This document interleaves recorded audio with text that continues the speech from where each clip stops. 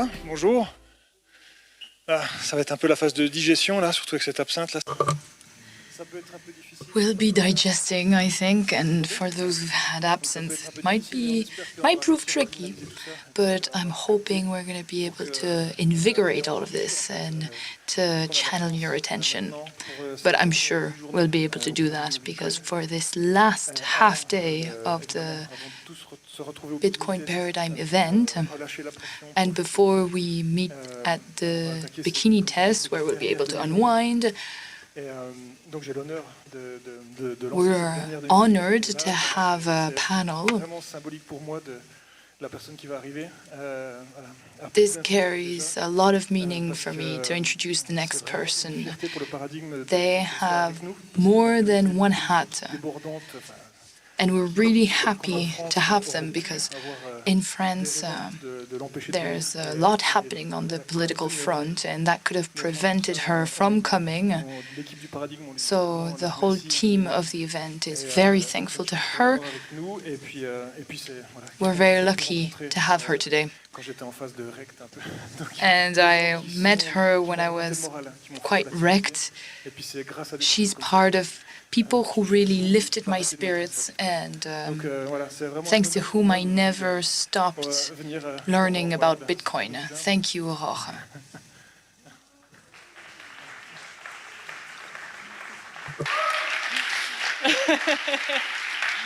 Bonjour à tous. Merci beaucoup. C'est un honneur pour moi aussi de venir au Hello everyone. It's also an honor for me to be here. It's my first time here. Just like you said, there's a lot happening in France. But let me come back to why I came here originally. I was given free rein to moderate, and I decided to tell you about my experience with Bitcoin, because I don't think it's useful to come and tell you how Bitcoin works. I think you've heard plenty about this. I think it's more interesting to tell you about my experience and to explain why I am active on the political scene these days. Some of you might know that I'm in the running for the legislative elections in France. The point is to bring Bitcoin into the debate today in France. The debate today is frozen around the partisan issues of whether or not you'll block the outcome, or it's stuck in partisan considerations. And what I saw was an opportunity to bring in new ideas and Bitcoin. Because of election rules, I no longer have the right to tell you about it. My right to speak of my platform issues ran out at midnight last night. But there was a splash in the media. I've seen that all the way to the US, my candidacy has made waves, and I'm really impressed, and I want to thank you. I know many of you in the room have supported me. You've been very supportive. And it's the first time in France someone is trying to talk about Bitcoin in the political debate. So thank you for helping me do that. Donc sans transition, voilà aussi ce qui m'a amené à bit of a non sequitur now.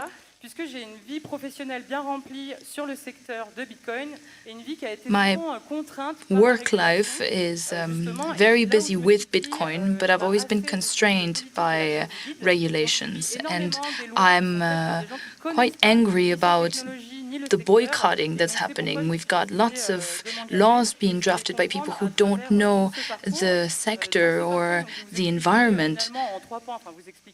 So I'm going to share what I've been through in 3 bullet points, and then we'll have guests for this roundtable. I'm purposefully maintaining suspense around who they are, but you'll see that I've chosen 3 themes: doing business in Bitcoin, handling a company's treasury in Bitcoin. When you have Bitcoin, when you're investing your assets in Bitcoin, what are the consequences? And then I'm going to talk about developing a corporate strategy, because it's not always easy to navigate. And I really wanted to look at all that with you. And I wanted our guests to also tell you about their important experience in that regard. So at the very beginning, I discovered Bitcoin, and with friends, we created an association that's called Crypto Lion. I wasn't working then, so I was able to fully commit to it. We organized workshops, conferences, meetups, and that's how I was able to train and learn about Bitcoin and really hone my skills. And this was a great training opportunity because I met associates that have played a huge role in what my position is today. That company was very open. I met Antoine Poinceau. He co-founded Wizard Sardine with Kevin, and he developed the product linked to Liana, but I'll come back to that. Meeting him helped me get my position on Bitcoin only. So no longer looking at the whole range of cryptocurrencies, but really narrowing down on Bitcoin. And it's not something easy to do because in France, the ones who are registering the biggest volume of transactions are the ones that have a wide palette, not who are zeroing down on Bitcoin. I have read a lot on the internet, so to you who are maybe finding out about Bitcoin, who are starting to scratch the surface of this unforgeable communication network, I invite you to confront what you read on the internet to real life, participate in those meetups and talk to people. For me, it was people that have helped me progress. Crypto Lyon was 2017 for me, and there's a lot online, including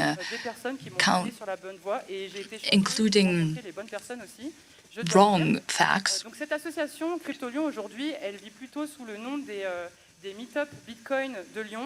This association, Crypto Lyon, now lives on as meetups in Lyon, and there's a few different endeavors that way that meet up in France. We meet Wednesdays, and we have these welcoming spaces to chat and to really test the Bitcoin experience. And I think that's way more useful than conferences. We have a real-life workshop, and it's geared towards tangible actions. So you should consult this online on the pages of Roxy or others.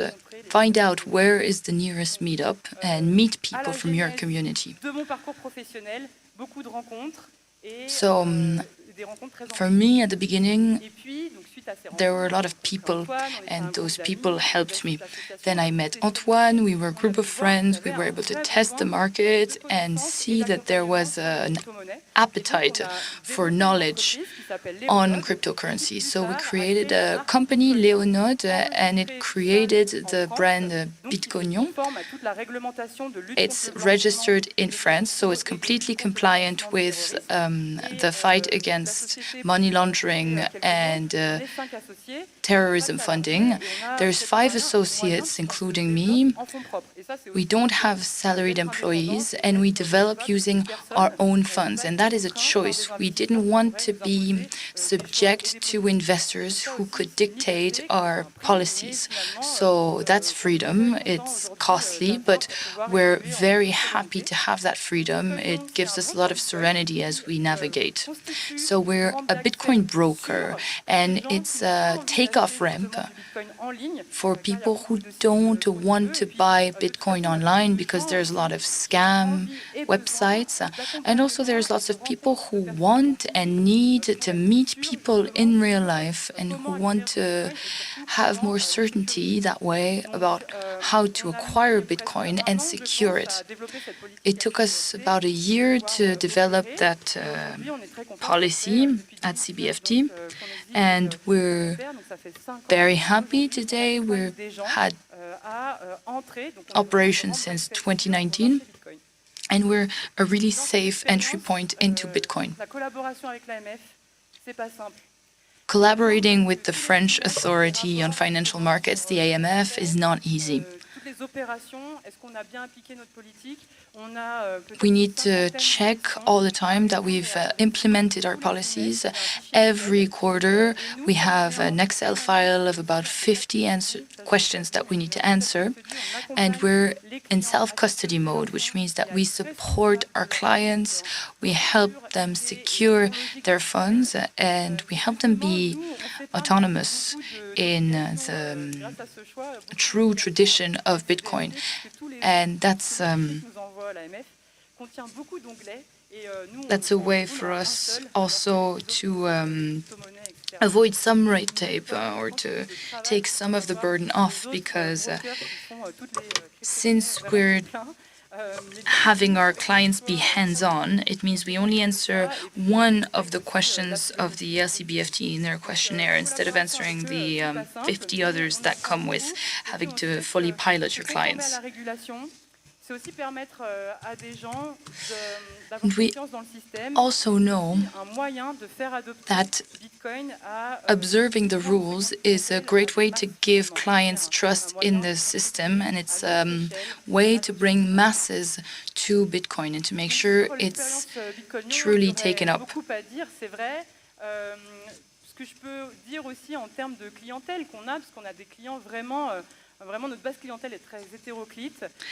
Our client base is very diverse, and this will be a topic of discussion with my guests later. I'll ask them why they have company clients and why those companies decide to diversify their treasury by using Bitcoin. And as you'll see, it's about getting protection against the uncertainty of the future and of a moving economic environment. As you'll see, companies really benefit from this diversification. They have a more diverse portfolio that way, and they help their clients. And we also help merchants accept using Bitcoin payments. Today, we have ever simpler solutions, and it's always more user-friendly.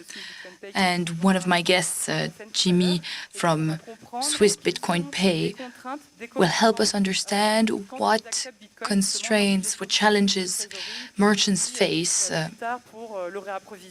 for accepting Bitcoin, what's happening on the treasury side and with their providers, the fact that they have to deal with two different kinds of flows. We'll look into that. So we have company clients, corporate clients, and then individual clients. And you have a real range of experiences there. Some of them come to us because they were scammed, because they got catfished in a way. And we help them break free from that situation. We almost have a therapy support group in our team in Lyon because we really help these people. Then some of our clients are geeks. They scour the internet and they come because they want to have Bitcoin for cash at the end of the month. And we're the only desk in France that accepts cash. We're the only ones who do buy and sell with cash. As you can imagine, we have a limit, 500 euros a month per person, but it's already a small regulatory feat to have managed to wiggle this freedom with the French financial authority. And some people come to France to withdraw euros through their Bitcoin. People coming also from diasporas and who are trying to send remittances to their home country. We also have elder people who are trying to prepare legacy for their children, other elderly people who have been hit by inflation and they see Bitcoin as a secure way to leave money for their descendants. So that's yet another kind of talk. As you can see, we see a host of different people come to us. Our Bitcoin experience is truly fascinating. It's my main activity. And I also teach in business school. I teach Bitcoin. They have banking economy classes, and I'm part of those modules. I tell them about the impact of Bitcoin on the economy, the impacts it's already having. That's interesting too, because we have these profiles who already know about investment, and that's different from the general French public. We generally know very little about financial diversification and investments. So for us, it's interesting to talk to these trained students who are really qualified, who understand cryptocurrencies, and in just those few sessions, they start to understand Bitcoin. That's my little win. We have classes on innovation management, where I explain blockchain technologies. We explain the difference between Bitcoin blockchain versus other blockchains, and we explain why Bitcoin blockchain is the only one that actually works. This is all fascinating for me because I meet a lot of young people, and at the beginning of every class, I ask who's heard about cryptocurrencies and who has cryptocurrencies. And year on year, I can see there's more and more students raising their hands, so I can see the change as it's happening. And that's why I decided to be a candidate for the elections, because 12% of French people have this type of money, and of them, 60%, 65,000 million have Bitcoin.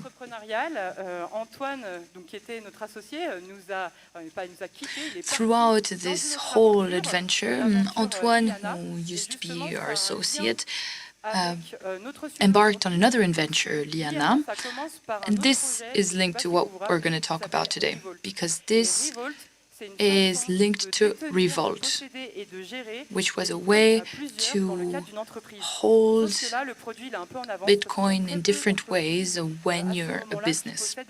But back then, very few companies had Bitcoin as a team.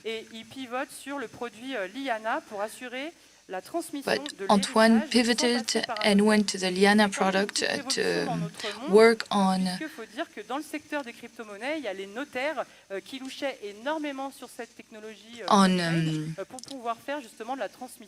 sharing.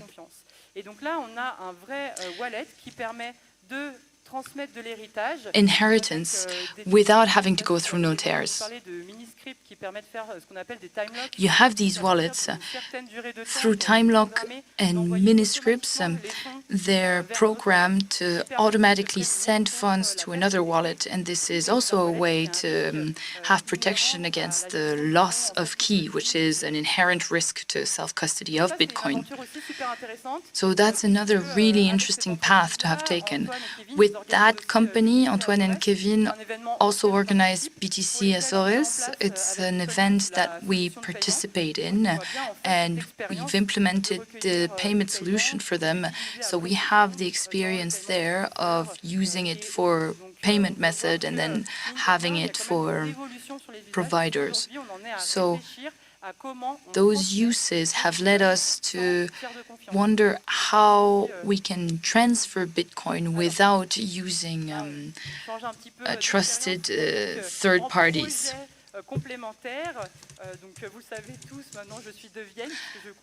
As you know by now, I come from Vienne, because you should know it if you've seen which district I'm running for in the elections. And I have integrated Bitcoin in our payment solutions there. We found clients who pay with Bitcoins, and that helped us more than once, because running a business in Vienna is not that easy. There's not that many clients, that many patrons, and sometimes the Bitcoin treasury is a great way to compensate for the lack of euro treasury, and we've been in that case.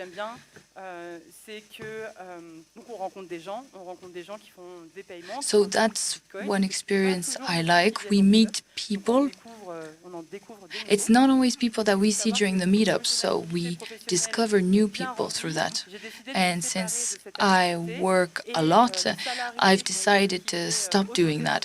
The salaried employee who worked in the shop bought back my shares. So he's now he's a full-fledged manager and associate. I set my conditions and he bought my shares in Bitcoin. So I was able to upcycle my share in that company into Bitcoins, which was very interesting. As you know, often we're actually not the most in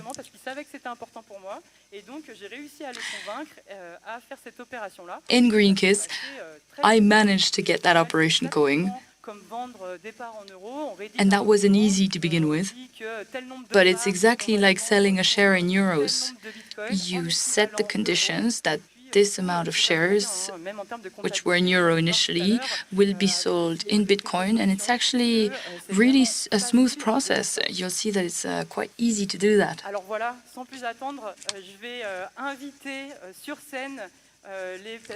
Now, without further ado, I'll get our guests on the stage. Joel is a Bitcoin journalist. He's worked for Bitcoin Telegraph and he moderates a lot of panels.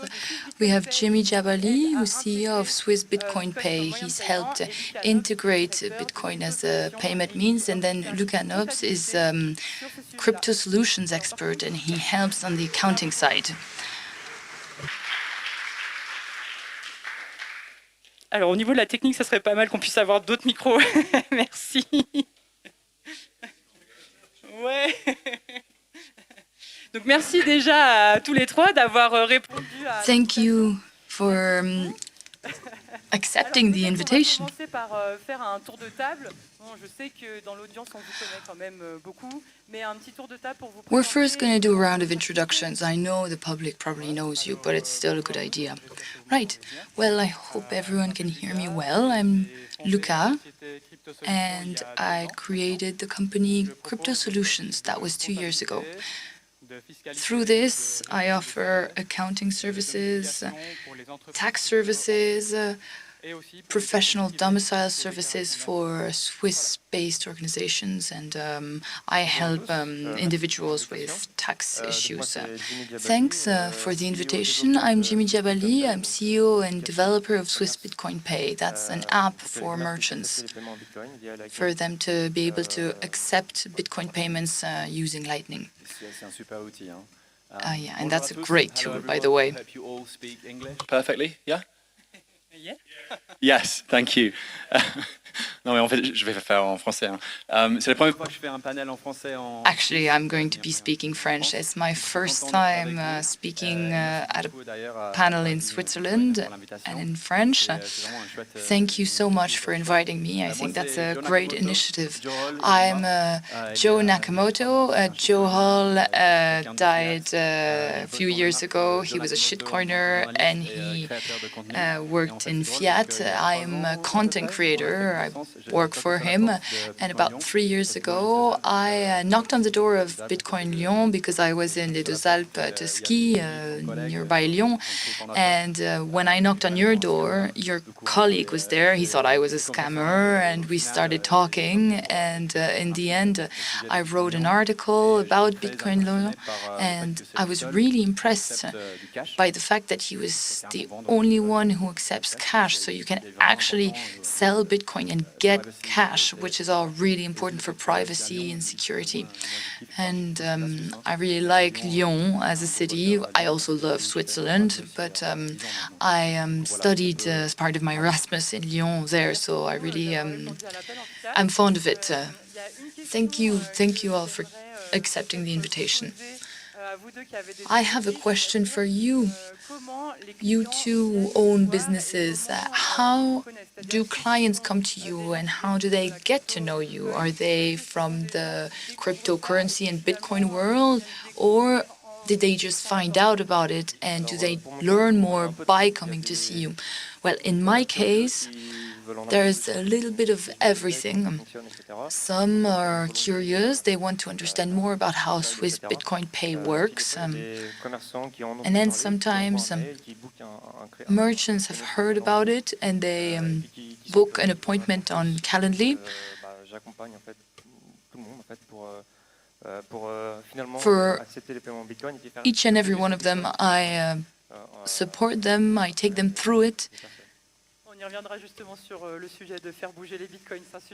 And I help them move bitcoins. Right, we'll be coming back to that. Luca, for my company, Crypto Solution, it's for people in businesses that already hold cryptocurrencies. It's more on the accounting side. It's usually a problem where their previous accountant didn't really understand the product. They didn't really know how to deal with it, which created an unpleasant tension.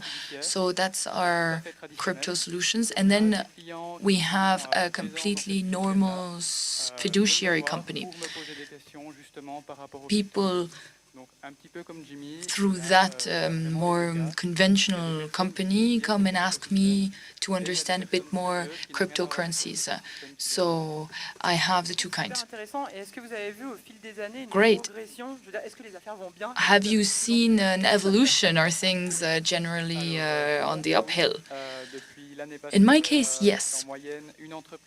On average, I have one company a week coming to me to become a client. And on tax declarations of individuals, we had 12 in 2021 out of more than 350.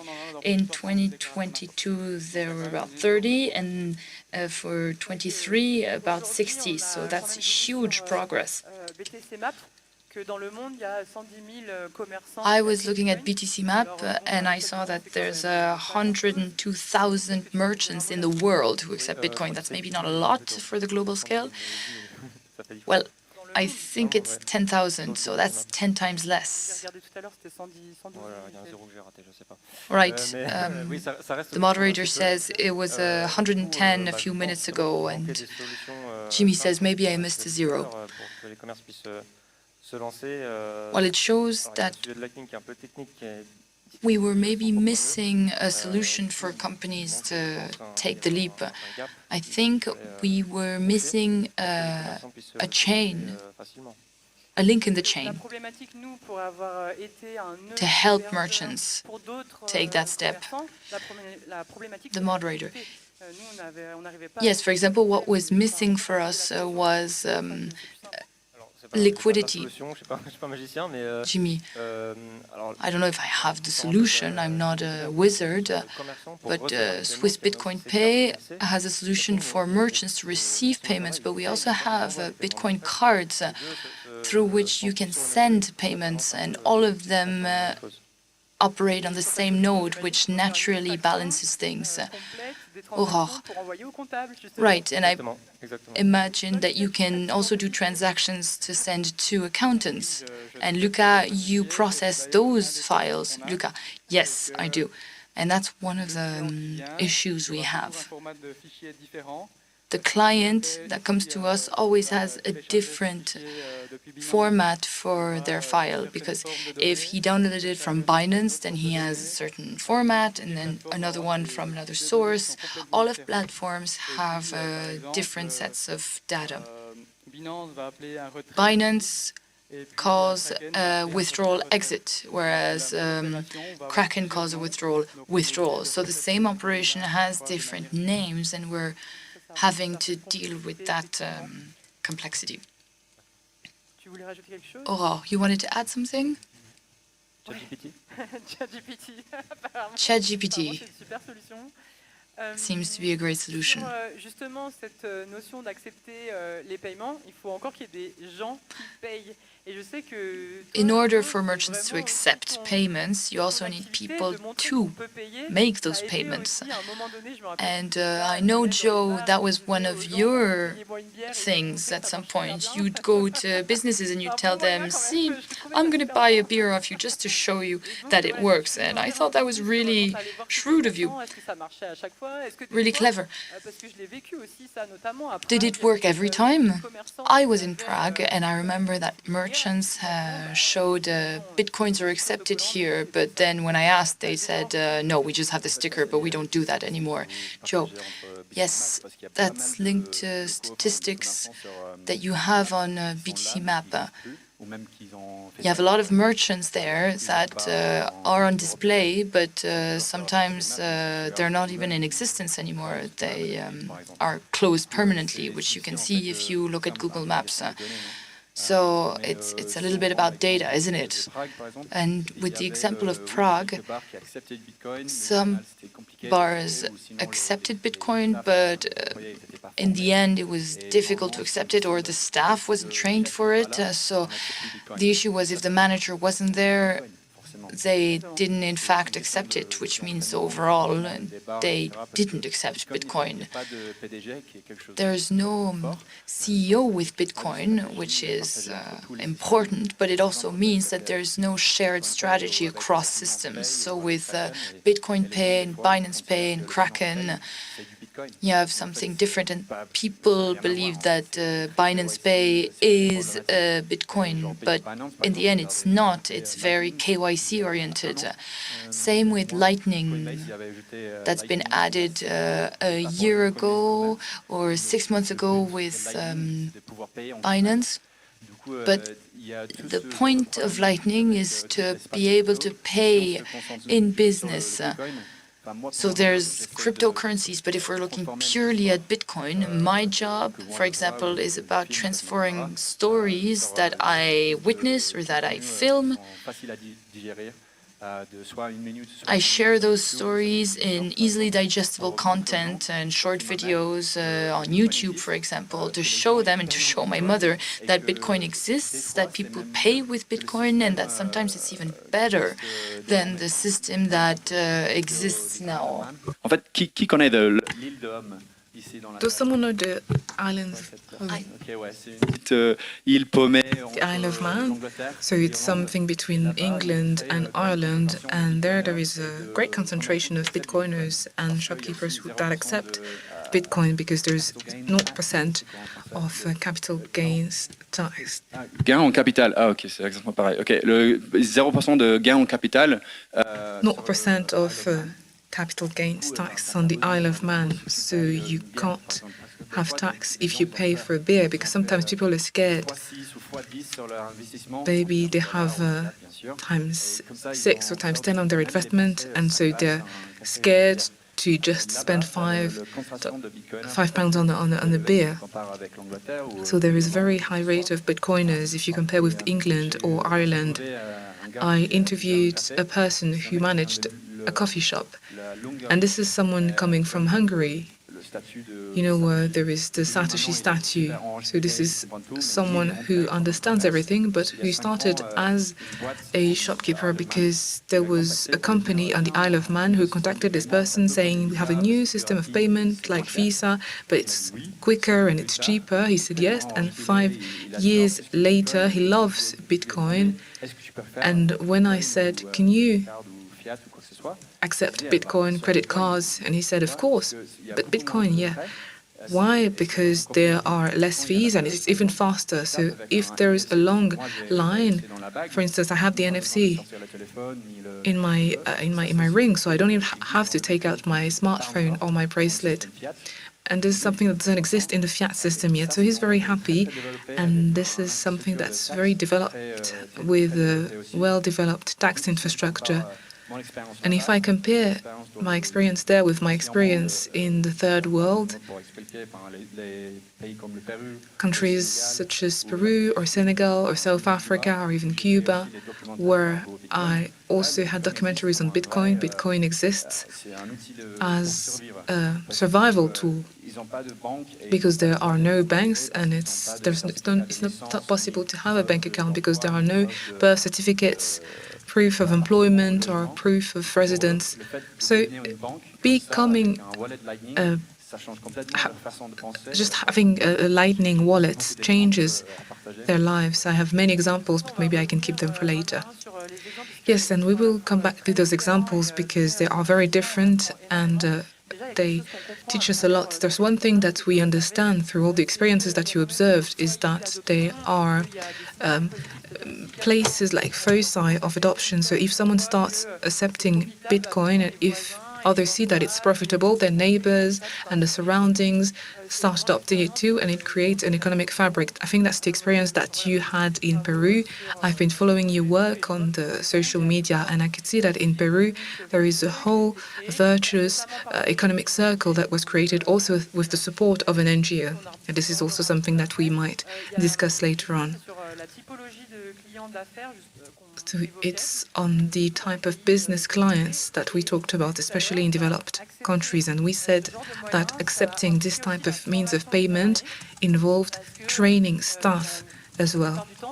Most of the time, it is the boss that owns the wallet who did not train the staff. They don't necessarily have the skills for it, because sometimes you have the skills to use the tool, but you can't really explain it to others. And I think this could have an impact on the type of clients that you have, because those who come to Crypto Lion are not companies that will share alliances, are independent business owners or artisans. Maybe one thing to add first. Sometimes I wonder if the boss does not want his or their staff to know how to use Bitcoin. Haven't you found a solution for that, for tips? We haven't reached the stage of tips to staff yet, but there is a QR code function where employees can scan the QR code and cash in. But they cannot send money. Even the boss with Swiss Bitcoin Pay, even if their smartphone is stolen, it's not possible to withdraw Bitcoins.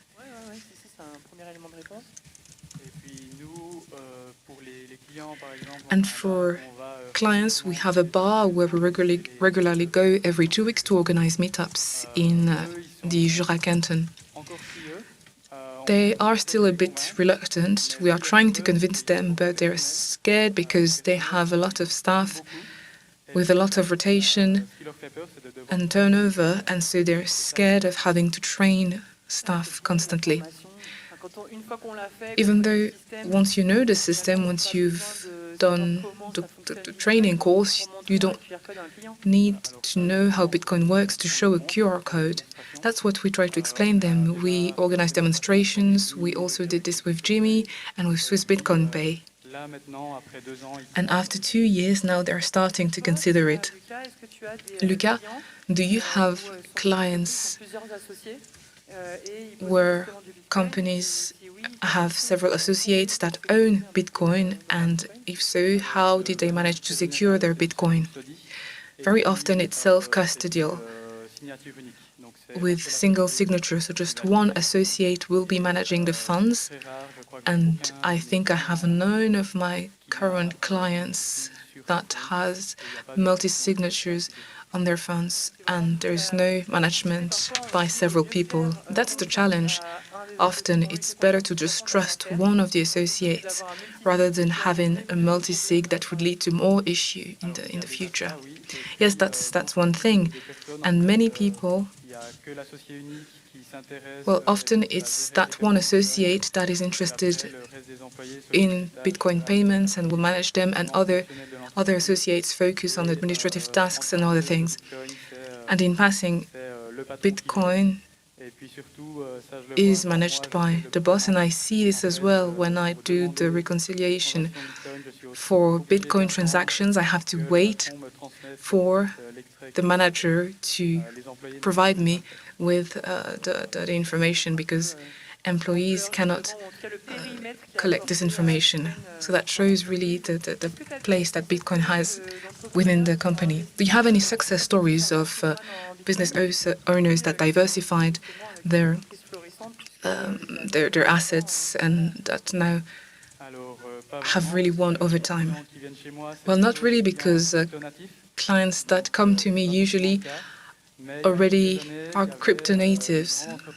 But a few years ago, a major company was a client of the company where I used to work, and they diversified their treasury, and I think it was also Litecoin. So,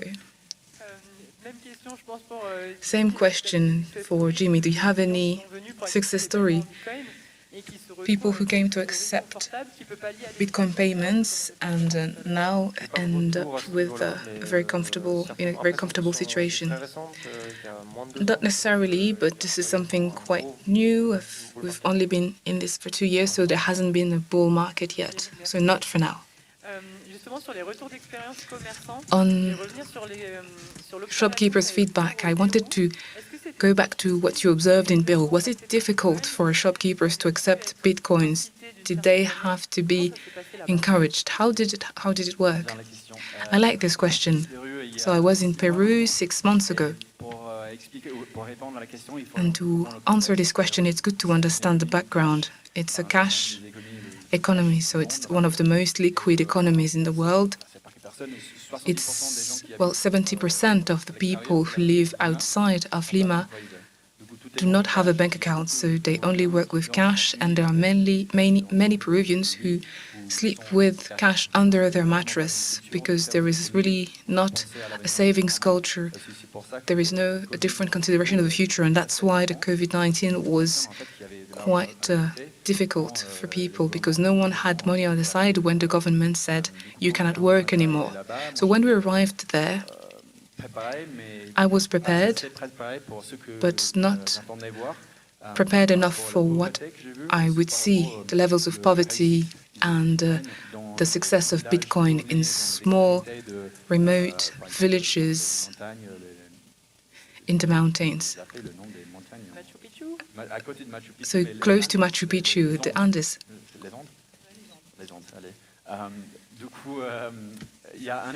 So there's one example of one shopkeeper in the village of Calabayo, 2 hours away from Lima, so with very small houses, with a roof like this. There is no street. It's not clean, and you can see people taking out their phone, because everyone has a smartphone. Even though people are poor, they have smartphones, and they use smartphones to pay for things with Bitcoin. It's surprising, because when you think of these situations, you think of El Salvador, and you think maybe this is a Bitcoin propaganda, but here this is really a reflex, paying with Bitcoin. Even when it's noon, 1 p.m., when the sun starts being very warm, people knew where to go, in which side of the shop to go to pay with Bitcoin, because the sun was the sun rays were so strong that they needed to know where to stand to use the QR code. So they were using Bitcoins as if it was a wallet, as if it was cash. And when you talk to people about the consequences of using Bitcoin and moving from cash to Bitcoin, it was really something that happened. That's something that was completely different. There were a lot of issues of theft, gender-based violence, and women in particular could gain some independence, being able to use a Lightning wallet and to pay with Bitcoin without having cash in their pockets. Even theft from random people was not happening anymore. They mentioned the fact that it's quick, that there are less fees, and one issue, I saw that there are some shops that only accept cash, and I had the issue this morning. I was in a coffee shop and I wanted to pay with euros, and they couldn't pay me back in euros, so they paid me back in Swiss francs, not in CFA francs.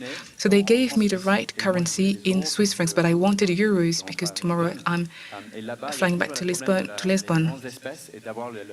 But there's often the issue of having the right currency, and sometimes you cannot make a purchase because you don't have the right currency, even if you want to buy a bottle of water, because there are not enough coins to have the change back. So this is an issue that you often see in Peru. I also saw this in the townships in South Africa, something like slums.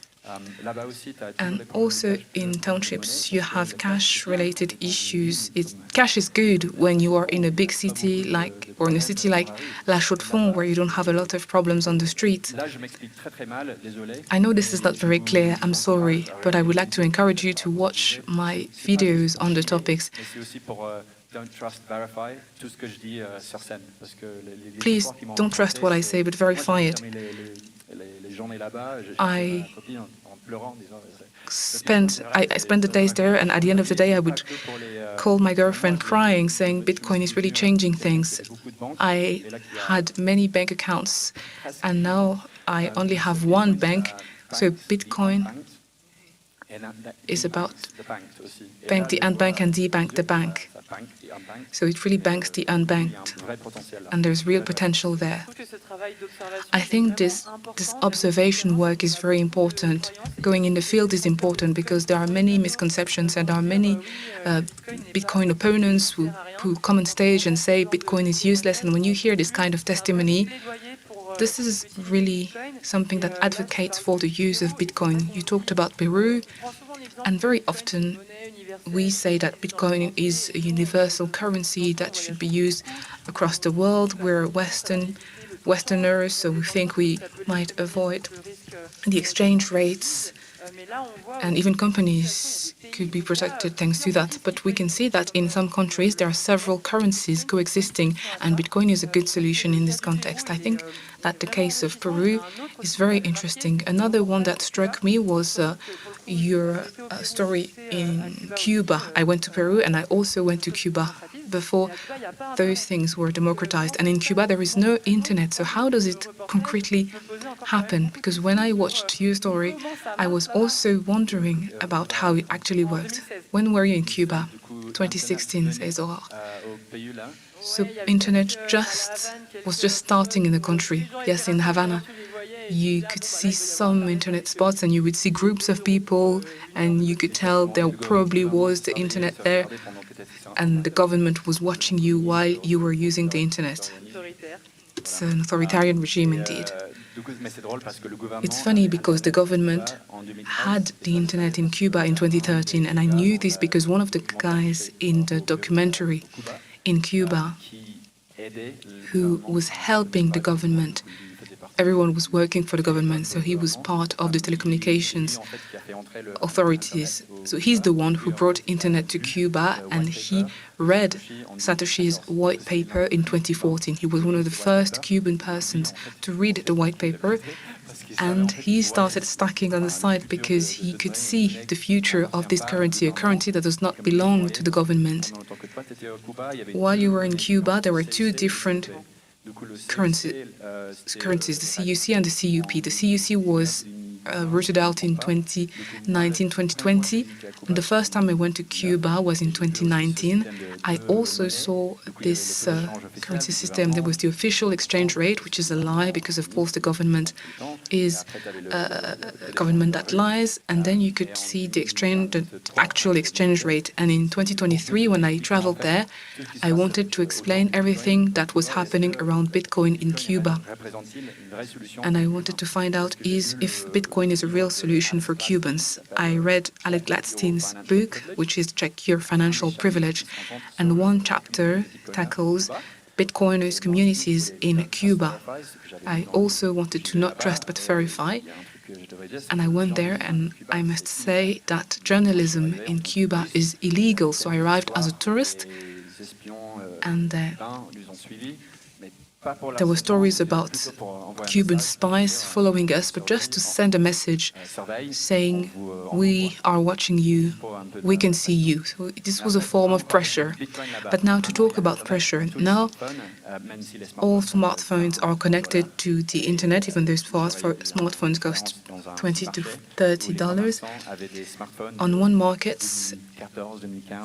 sellers had smartphones from 2015 with broken screens, but they could still use it to send messages and share memes, because that's how smartphones tend to spread across the world. And I could see that there were also people stacking sats on Lightning, and once they have a big enough UTXO, they would move to a different tool.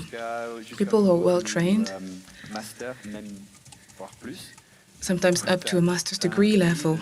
So you have a country with people who were not connected to the internet until recently, who are well educated, well adapted, who know how to survive because they live in a communist system.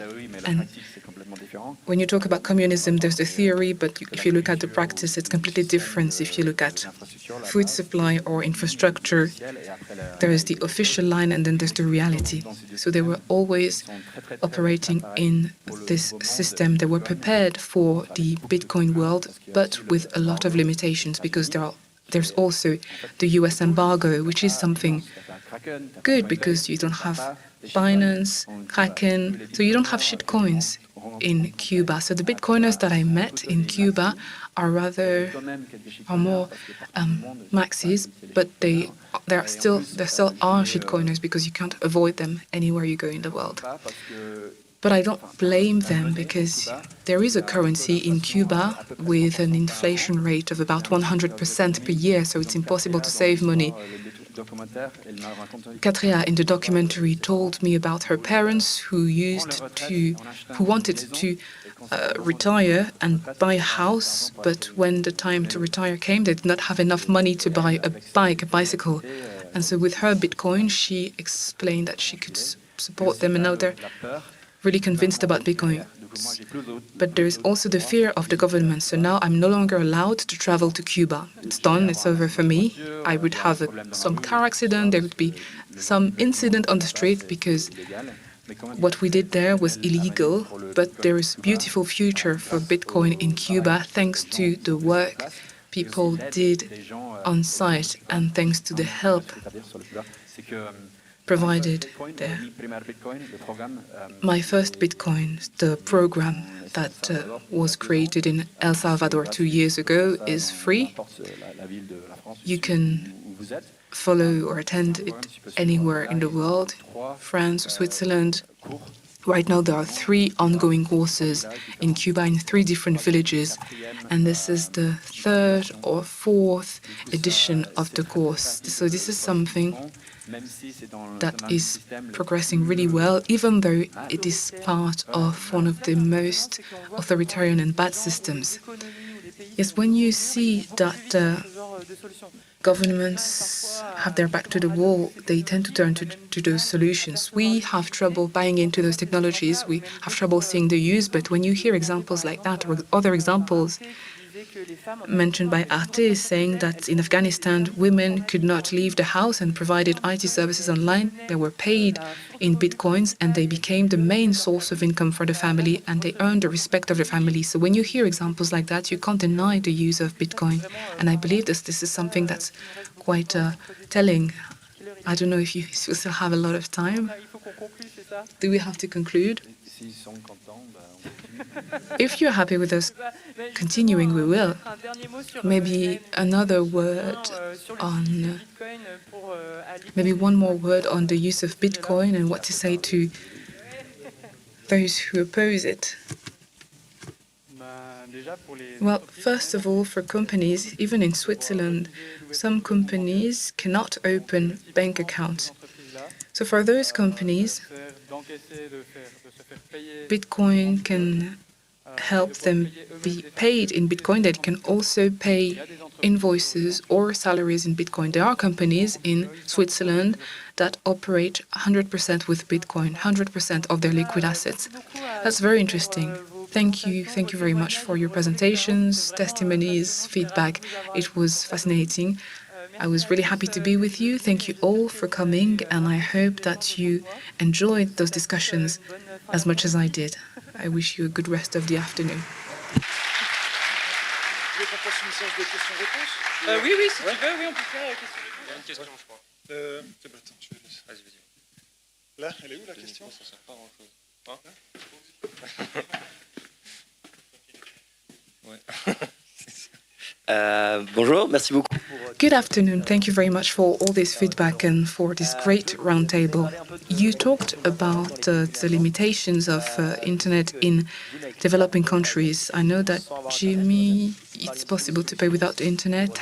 Could you mention solutions to democratize bitcoins where there are real limitations? You mentioned smartphones that are old, broken, with poor cameras. What are the technical limitations with the use of Bitcoin and how to overcome? So the bolt cards are solutions like Visa, MasterCard. So these bolt cards do not need an internet network. They do not need any power supply. So just scanning with the card allows you to pay. So if you have a bolt card, you can just scan it with NFC. So this is one thing. On the Lightning Network, the shopkeeper, if they do not have a network, if they do not have coverage, with Lightning it's possible to create an invoice without being connected to the internet. But the person that pays has to be connected and they act as a bridge. They receive a code that has to be validated on the merchant's terminal. So there are technical solutions, but one of the two parties has to be connected to the internet. Maybe that can solve part of the issue. Another solution, and I would also say that with the AN euro withdrawal, because cards work with this, I could have my phone in my pocket and it's not connected to the internet and it works very well. I even bought a beer to Daniel at the bar here in Switzerland this way. In Africa, there's also another thing. We are very good at creating solutions for Europeans, for our neighbors, but in African countries, contexts are very different. There's something called Machakora from South Africa. A friend of mine called KG created this technology, and this works with dumb phones, so those tiny Nokia 80-something. So with those phones, you only need to type H99. You take the number. I do not know exactly how it works technically, but I've done it several times. And regardless of the phone, be it in Kenya, Malawi, South Africa, I think Nigeria as well, you can send bitcoins with a message. The other person receives a message that allows them to download sats and use them. And in circular economies in South Africa, this is a practice that you often see. You also see it in Malawi and Mozambique. There's one guy called George who rebuilt his house that was destroyed by a typhoon 2 years ago. And a friend of mine is now paying him a visit to document everything that happened. So he has a smartphone now and has sats in a Lightning wallet rather than on the phone. So there are real solutions that are perfect for those types of contexts. But we need more of those solutions. But it's true that not everyone has a smartphone, and the penetration rate in the continent is of about 50%. Usually people have 3 phones, one of which is a smartphone, the other 2 are dumb phones, Machakura and both cards, so the solutions mentioned. Thank you. Just to say that we have another 15 minutes, so feel free to ask any questions that you have. Take this opportunity. Thank you. First of all, fact-checking. There are 11,200 shops in BTC. One question for Luca and then one question for Joe. To Luca, for companies operating fully with Bitcoin in Switzerland, it's possible in certain cantons to create a company and to have the capital in Bitcoin.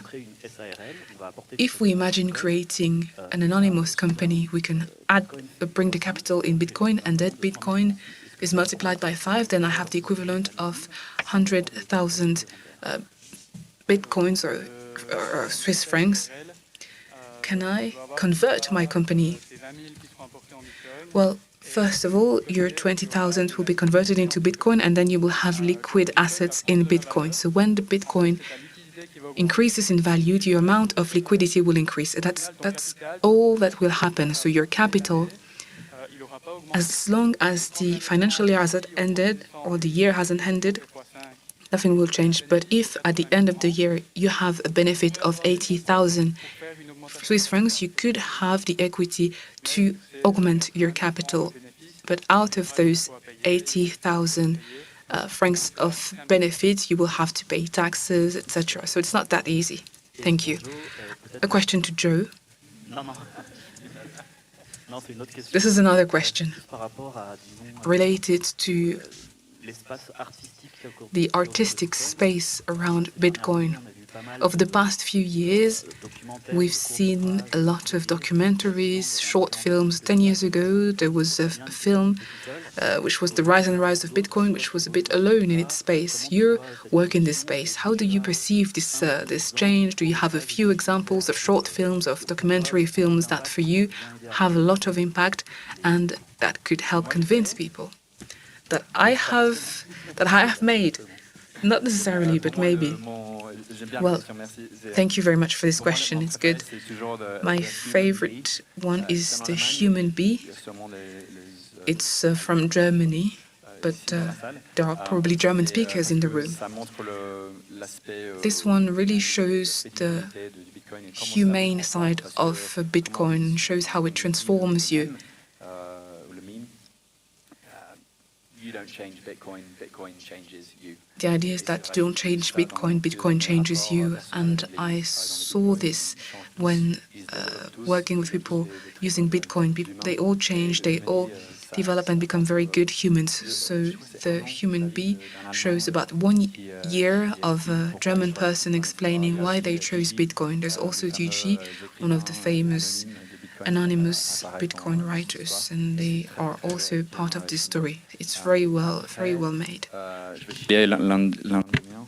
And maybe one of mine, of Great Steve, which is the story of a British guy who sold his house 4 years ago to buy not just Bitcoin, but also to invest in a scientific project. So he converted his house into a mining facility.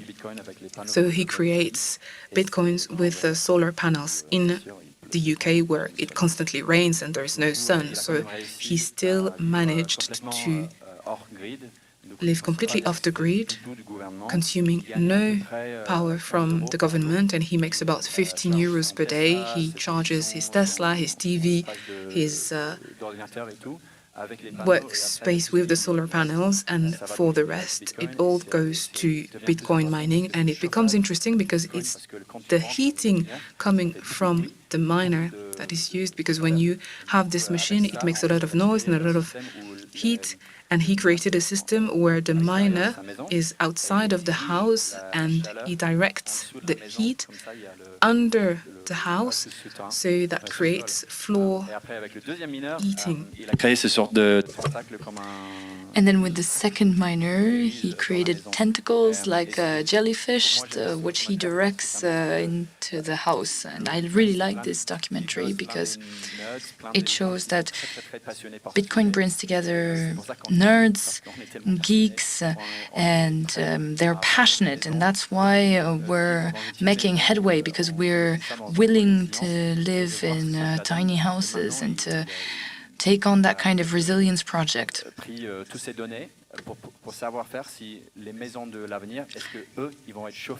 That person is now using all of his data to see if the houses of the future will be able to be heated by Bitcoin, and it's showing results. It looks like in 10 to 20 years, houses could be heated by Bitcoin.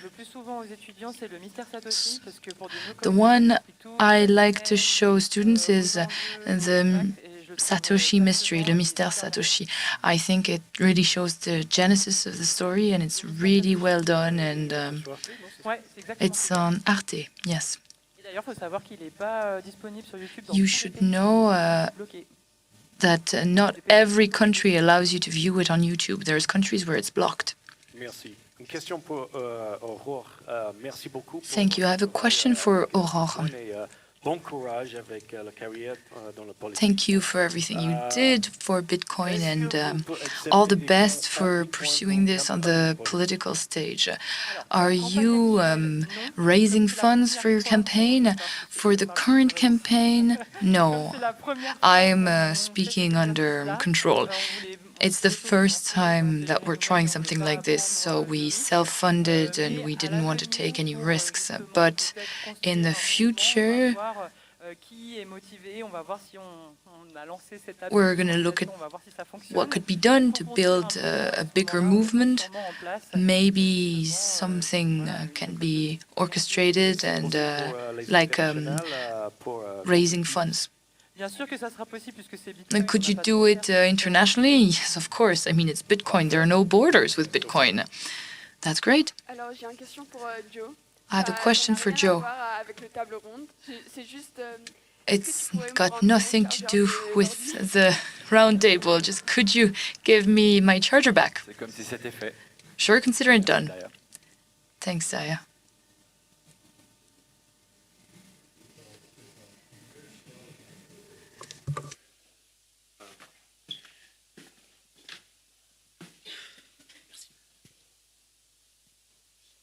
Petite question, que ce soit à Cuba ou bien à la Chaux-de-Fonds. Small question. Whether in Cuba or La Chaux-de-Fonds, it seems like there's no inconvenience to using Bitcoin as opposed to fiat. So are we still missing technology today, or is education all we're missing to see Bitcoin really taken up by the population? Well, in my view, I think it's about understanding the current system, the banking system, the financial system, and all of the regulatory framework. I think things like Plan B network by Roxy is really useful. It's available in lots of languages. I think that's one of our most powerful vectors for that. It's important to understand the issues and how Bitcoin solves them, and it's different in different countries. I think that's really important. For paying by scanning a QR code, I think that's really bad. We all have different digital payment methods, but I think everything should be NFC or tap and pay. Having to film or scan the QR code doesn't really work. Like I said, when there's a lot of sun, it doesn't work. So these other things are great for places like the Sahara. So that's where you need to use UX.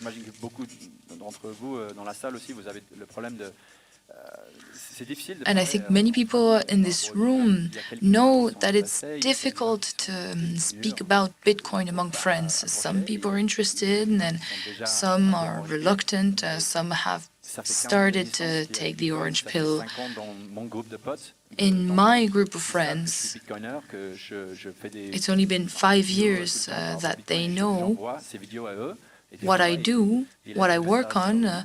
Sometimes I send them videos and they just leave me on scene. That's how it happens. I don't know, is it a lack of education? Is it that they're lazy? Is it that they don't like me anymore? I don't really know why we're here, only here today, and why we're not already there. Why have we not been Bitcoined already? It's the only solution. We've seen that the fiat system doesn't work. Bitcoin is working much better, so I think it's only a matter of time. Yes, and maybe generation. I'd like to come in on this. I think there's another aspect. There are people who need to use Bitcoin and they will use it. And then we have a system that luckily works relatively well. Our system could be improved, but people who use Bitcoin daily today are people who need it. We're lucky or unlucky that in Switzerland our system works really well. We've got twin payments that are instantaneous. We have a banking system that's been stable for decades. So people would rather stay in their comfort zone than leap into the unknown. I think that's a big part of the answer to why we don't have more payments made in Bitcoin. Yes, I think you're absolutely right. It's about the need for Bitcoin more than education, because you also hear, don't give water to a donkey that's not thirsty. That's something that we're told in our communities, because we're faced with people who are sometimes really reluctant to hear about it. And we don't have the same problems here as in Cuba, El Salvador, or in other places. So education happens quickly once you have the necessity that requires you to understand. And then the fight between NFC and QR code, that was the topic of the opening of our conference in Azores. They debated for hours about whether it was more worthy, whether QR codes or NFCs were more worthy to develop. There were different problems with QR codes, the sun, the fact that the camera could be broken, but with NFC there were privacy issues. And this all leads us to Bitcoin. We see that countries that have no other choice are taking it up quicker.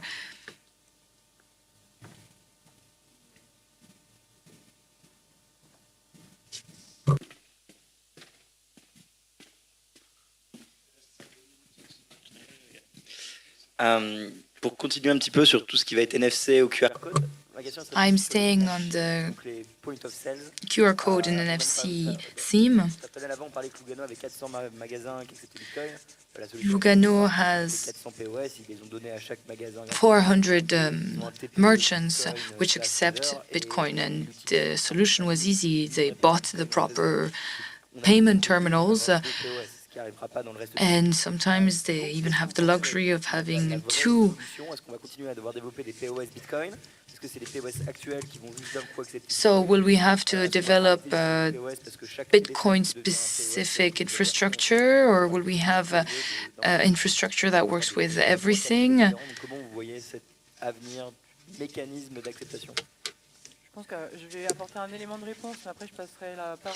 I'm going to answer, but then I'll let others who might know more come into. On the merchant side, they're using much simpler solutions today than before. On devices and point of sale, there's a lot new incumbents on the market. It's a very dynamic market. You have new players coming in all the time, so I think that market is ready. There are solutions. Now I'll let others speak. Sure, there's SumUp and Lightspeed. qui fait des trucs très bien. Et puis pour revenir sur ce que tu dis par rapport au NFC, il y a, je crois, Apple qui a And lancé for Apple Wallet. NFCs, I think Apple launched Apple Wallet, which means that you can pay with a Visa card on an iOS device, but it's Apple, so it means that they might close and then open up again in 10 years. This means that you wouldn't have a separate device after a while. You would all have it on your iPhone. Integrating Bitcoin payments on standard devices today, standard devices that are closed, that belong to big businesses that are reluctant to change, that's not something that has me very optimistic. I don't think we'll be able to integrate Bitcoin on traditional points of sale.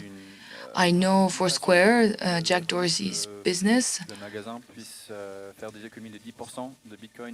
did something so that shops could make 10% savings on Bitcoin payments at the end of the day. If you sold 100 francs, you'd have 10 going to you at the end of the day. So that's a stacking device. But then for hybrid systems, you have a UK solution that's called Musket. They have a point of sale where you just type fiat or Bitcoin at the end, and you use your card or your smartphone and you can pay fiat, but you don't need to train people there, especially since people working in bars are young. So all you need is to choose between the two. But in 5 or 10 years, I don't know. Maybe we'll have a new technology, maybe we'll have chips in our hands. I don't know how that's going to evolve, but I think it should be as easy as handing someone a 1 or 2 euro coin. I think we're not there yet because there's still confusion. And if you do have a shop, it's always better to offer 10% discount if people pay in Bitcoin. You're sure to have more people paying Bitcoin if you do it that way. And you could say in the end that the discounted price is the real price, but then the fiat would actually be paying a premium. There's a proof of this in a circular economy in South Africa. Instead of showing Bitcoin accepted or Bitcoin is preferred, they display Bitcoin is cheaper. That way people think, well, I can just buy Bitcoin on Coinbase and pay with that, right? And yes, that's a way for people to know, for them to not be scared, to know that they can buy with Bitcoin. Maybe that's not financial advice, but it is a solution. Hi. My question is for Aurore.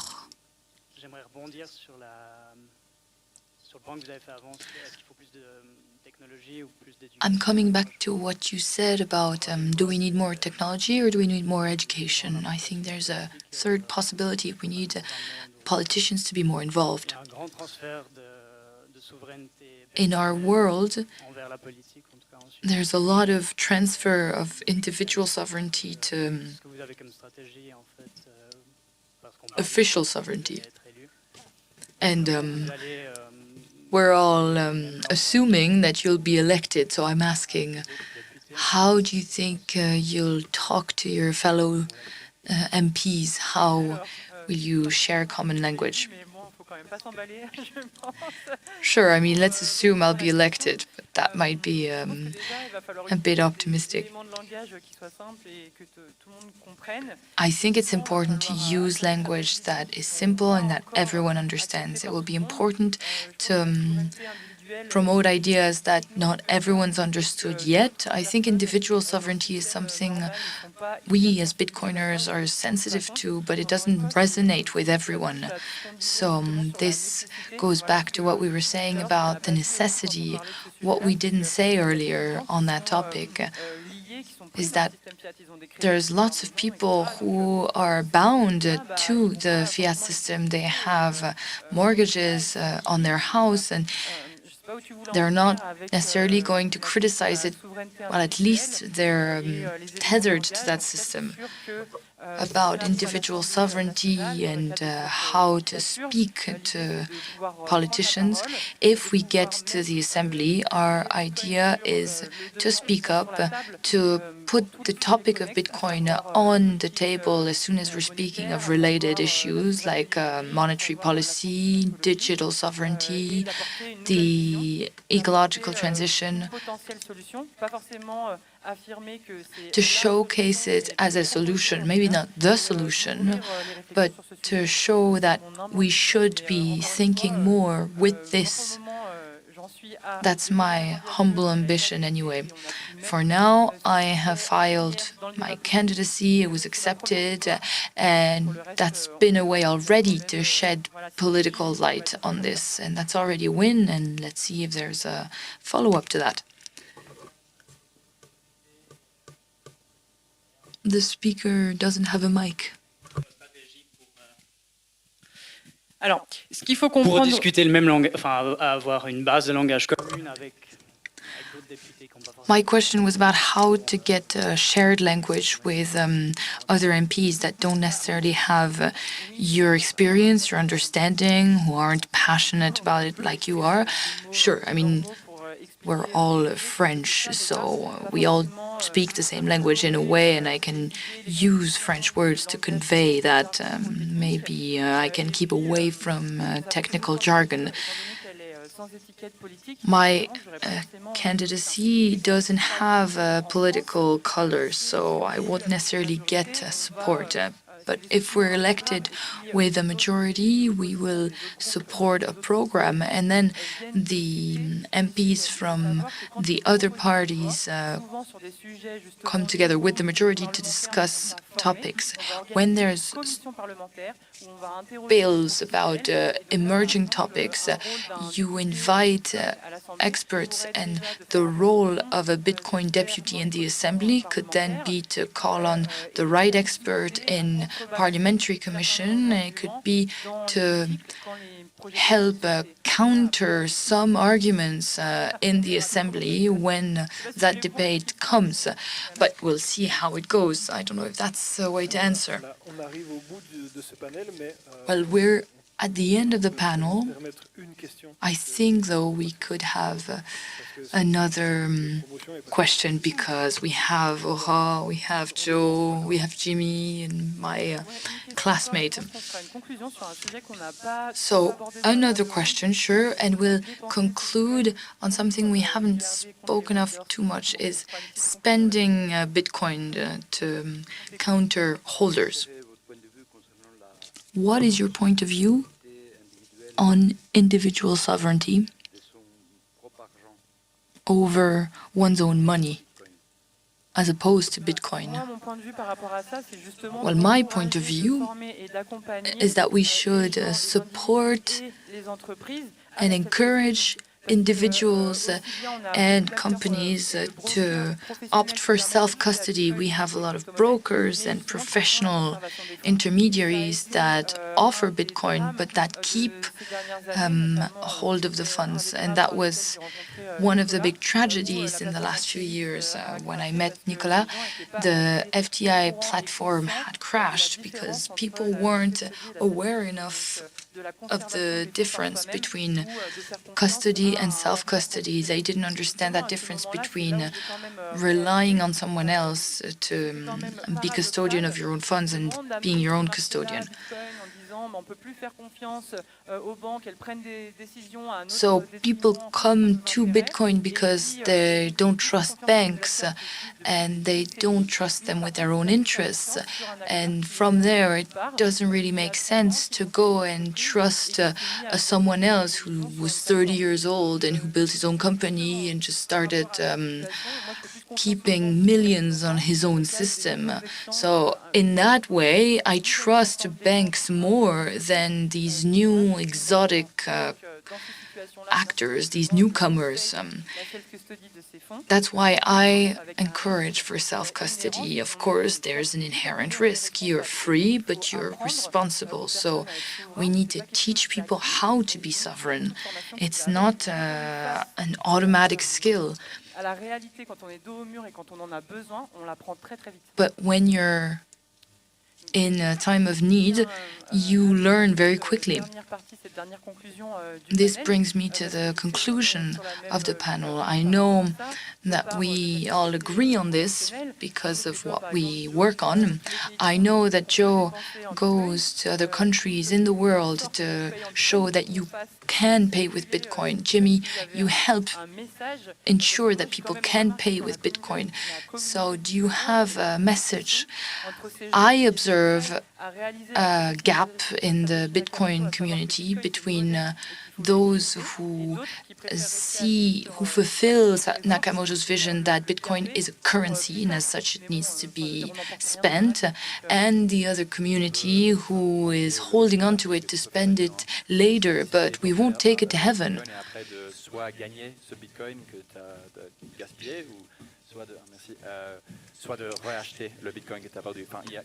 There's nothing about spending Bitcoin that should be scary or illegal. If you've not tried it, you should try to spend your Bitcoin. It's quite cool. You'll have more friends. Your life will be much better than it used to be. It's important that it remains a peer-to-peer cash system and not just technology, because I'd like to build a future where Bitcoin is money in every country, in a world without borders that is censorship resistant. I know personally, in 30 years, I won't be as proud of what I did if we don't do this. So, hodl means hold, but he was really drunk when he wrote it, and we went for spedal as opposed to that. Spend them and then replace them. Maybe don't do this all the way, but at least try it. We mention education a lot, but what's going to happen if I have a lot of Bitcoin, I spent it, and then at some point I need it? Well, it's better to have learned things when its price is still low. It's better to have made mistakes and learned through trial and error now than later when it acquires even more value.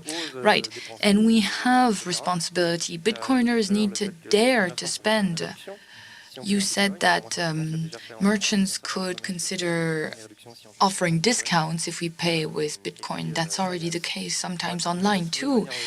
It's important to incentivize Bitcoiners to spend. And second spoiler, on Swiss Bitcoin Pay, you'll soon have a way to incentivize spending. It's important to get those sats moving in an interesting way. Very interesting.